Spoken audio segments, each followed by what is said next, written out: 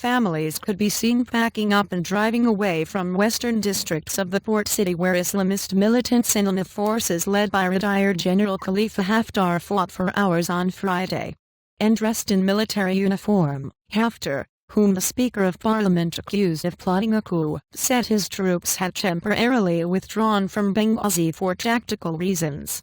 "And we'll come back with force," he told reporters at a sports club in Abyar, a small town to the east of Benghazi. "And we've started this battle and will continue it until we have reached our goals," he said.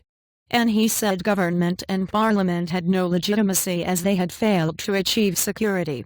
"The street and the Libyan people are with us," he said, adding that his troops were spread out in several parts of eastern Libya. And in Tripoli, parliamentary speaker and military commander-in-chief Nuri Abu Sahmain said Haftar was trying to stage a coup. And LNA members who have carried out the clashes in Benghazi are out of the control of the state of Libya and they are trying to attempt a coup for their own interests, Abu Sahmain said in a televised news conference. And a health ministry official said the death toll had risen to 43, with more than 100 wounded. Haftar said 60 militants and 6 of his soldiers were killed, and 250 militants and 37 of his men wounded. And Libyan news website Abyar said late on Saturday 75 people had been killed and 131 wounded, citing official data. And a worker in a hospital that received at least 40 corpses said, "More bodies are coming in from areas outside Benghazi." And authorities extended the closure of Benghazi's Benina airport on Saturday. Egypt Air halted flights to Benghazi until the security situation improved, an Egyptian security official said. And the Libyan army declared a no-fly zone after Haftar's forces used at least one helicopter during Friday's fighting, according to a statement on the Chief of Staff's website. And fragile government. And since the 2011 civil war that ousted Muammar Gaddafi after 42 years of one-man rule, Libya has been unable to impose authority over brigades of former rebels who refuse to disarm and have carved out regional fiefdoms.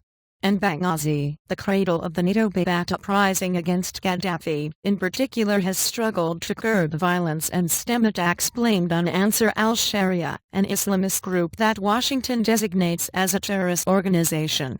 And Haftar, a leading figure in the 2011 uprising that ousted Gaddafi, stirred rumors of a coup in February by appearing in military uniform to call for a presidential committee to be formed to govern until new elections.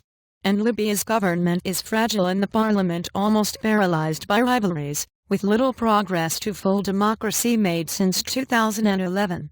A planned new constitution is still unwritten and the country is on its third prime minister since March. And US and European countries are helping build up the regular army, but Libya's armed forces and government cannot control the brigades of ex-rebels and militants who once fought Gaddafi.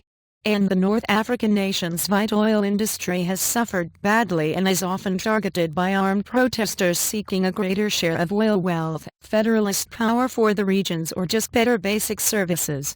And since last summer, armed protesters have repeatedly closed down ports and oil fields, bringing production down to around 200,000 barrels per day from the 1.4 million BPD that the OPEC member state produced before the protests erupted. And, reporting by Faraz Bouzalim, Ahmed Al-Umaimi and Ayman Al-Warfali and Al-Flessing, additional reporting by Shadi and Nasrallah in Cairo, writing by Al-Flessing, editing by Robin